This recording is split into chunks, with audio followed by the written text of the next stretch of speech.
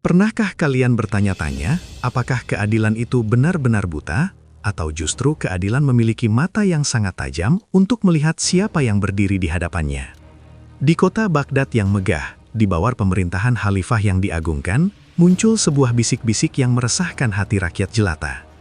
Abu Nawas, sang pria Timur Tengah paruh baya dengan sorban putih besar dan jubah krem, mulai merasakan ada yang tidak beres dengan timbangan hukum.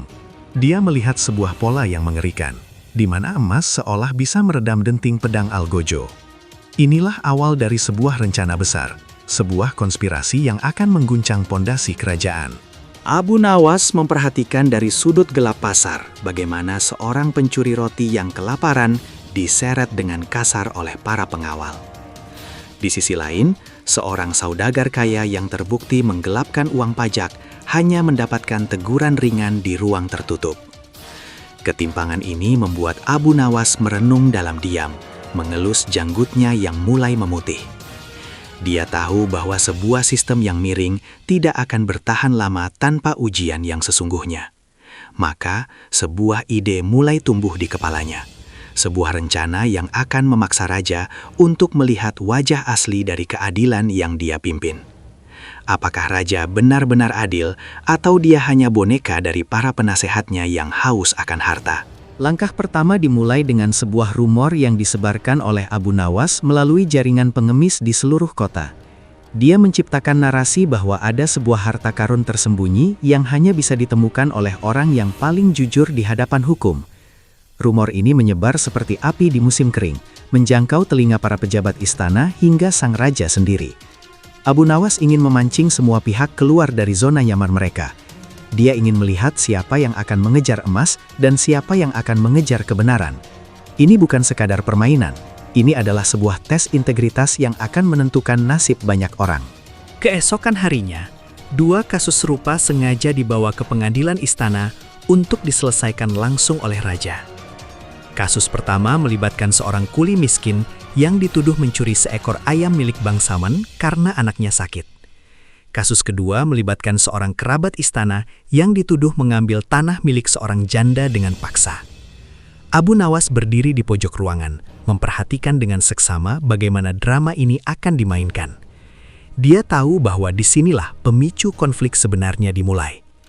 Mata sang raja terlihat lelah, namun beban keputusan hari ini akan jauh lebih berat dari yang dia bayangkan. Dalam persidangan si kuli miskin, jaksa penuntut menuntut hukuman cambuk dan penjara selama 1 tahun sebagai efek jera. Kuli itu menangis tersedu-sedu, memohon belas kasihan sambil menceritakan kondisi keluarganya yang memprihatinkan. Raja tampak ragu, namun hukum tetaplah hukum, katanya dengan suara yang datar. Abu Nawas mencatat setiap kata yang diucapkan raja, mencari celah dalam logika sang penguasa. Penonton di ruang sidang berbisik-bisik, merasakan ketidakadilan yang kental, namun tak berani bersuara.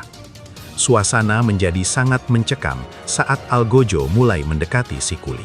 Namun ketika kasus kerabat istana dimulai, suasananya berubah drastis menjadi lebih formal dan penuh basa-basi. Pengacara sang bangsawan berargumen bahwa pengambilan tanah itu adalah demi pembangunan ekonomi kota dan sudah sesuai prosedur administratif. Tidak ada air mata di sini, hanya pertukaran dokumen dan senyum palsu di balik kumis tebal para pejabat. Raja mengangguk-angguk, seolah setuju dengan logika yang dipaksakan tersebut.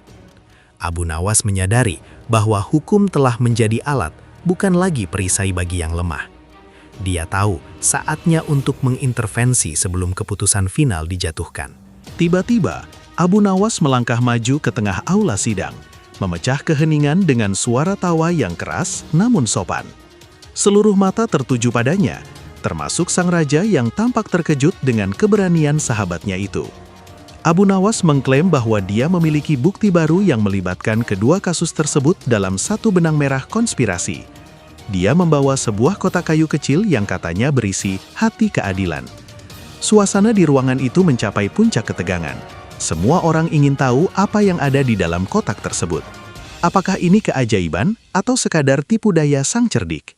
Abu Nawas meminta raja untuk membuka kotak itu di depan semua orang, namun dengan satu syarat.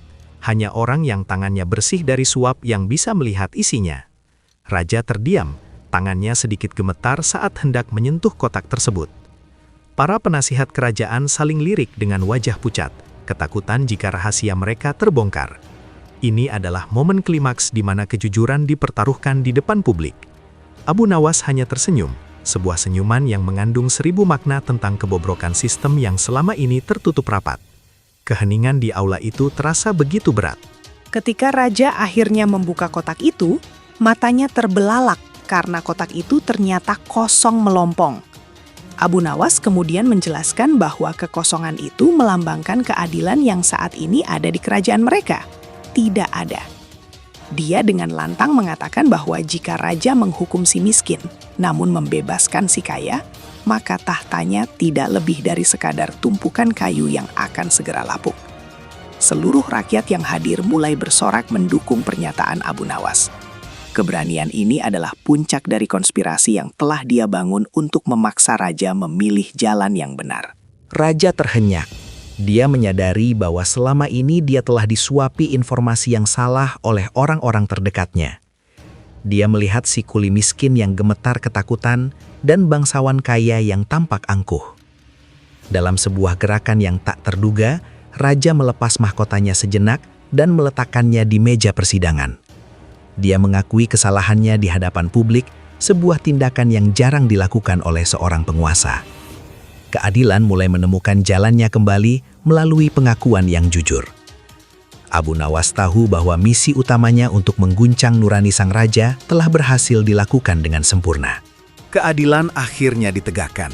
Si bangsawan dipaksa mengembalikan tanah janda tersebut dan membayar denda besar, sementara si kuli miskin dibebaskan dan diberikan bantuan. Namun, analisis sesungguhnya dimulai di sini. Abu Nawas mengungkapkan bahwa dia sendiri yang mengatur agar kasus-kasus ini muncul ke permukaan secara bersamaan. Dia sengaja menciptakan situasi yang ekstrim untuk menguji moralitas publik dan pemimpinnya. Dia adalah sutradara di balik layar yang memastikan setiap aktor memainkan perannya.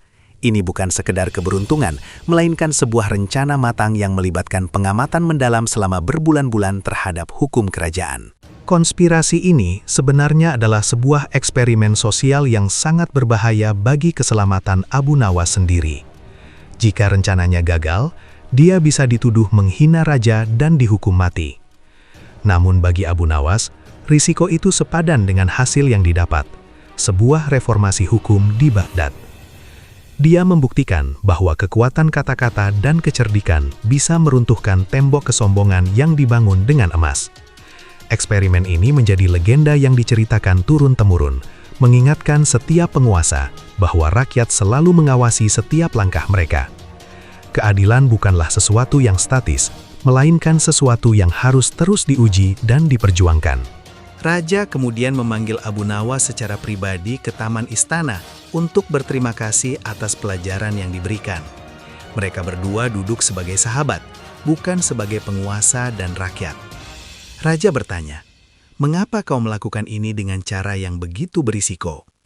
Abu Nawas menjawab dengan senyum khasnya, bahwa kebenaran seringkali membutuhkan panggung yang megah agar bisa terdengar jelas. Di bawah pohon zaitun yang rimbun, mereka mendiskusikan masa depan kerajaan yang lebih adil. Persahabatan mereka semakin kuat karena kejujuran yang pahit telah membersihkan racun-racun kemunafikan di istana.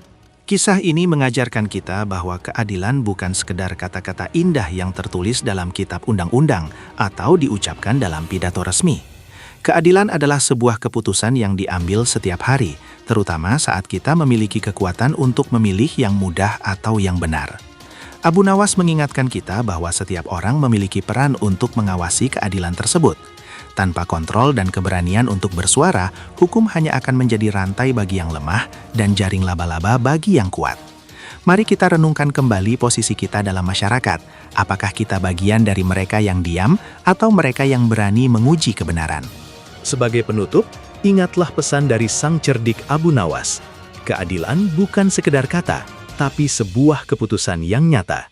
Setiap langkah yang kita ambil untuk membela yang benar adalah bata yang membangun pondasi dunia yang lebih baik.